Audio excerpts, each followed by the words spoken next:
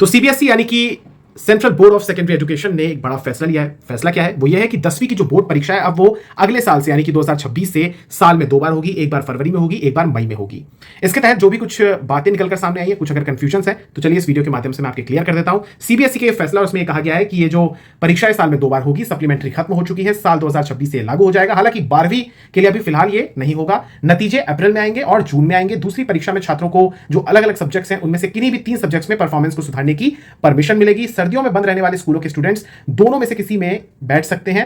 पहली परीक्षा में अगर कोई छात्र शामिल नहीं हुआ है तो फिर 3 या उससे अधिक विषयों में तो फिर उसे बैठने की अनुमति नहीं मिलेगी। पहली परीक्षा 17 फरवरी से लेकर 6 मार्च और दूसरे चरण की जो परीक्षा होगी वो 5 मई से लेकर 20 मई तक होगी, जिसमें 26 लाख के करीब स्टूडेंट्स एग्जाम देंगे। इसके अलावा कुछ जो डाउट्स हैं वो पहला ये है कि जो भी बच्चे एग्जाम देंगे उसमें अगर मान लीजिए किसी ने दोनों दिए हैं तो उसमें जो बेटर मार्क्स होंगे वो काउंट होंगे। जाहिर सी बात है, रजिस्ट्रेशन एक बार होगा लेकिन फीस आपसे ली जाएगी। दोनों परीक्षाओं के लिए रजिस्ट्रेशन एक ही बार होगा, लेकिन 2 बार परीक्षा देने का ऑप्शन चुनने पर एक साथ आपसे फीस ली जाएगी। जैसे कि मैंने आपको बताया, प्रैक्टिकल और इंटरनल एग्जाम्स एक ही बार होंगे और दोनों परीक्षा अगर कोई बच्चा चुनता है तो फिर एग्जाम सेंटर भी एक ही होगा।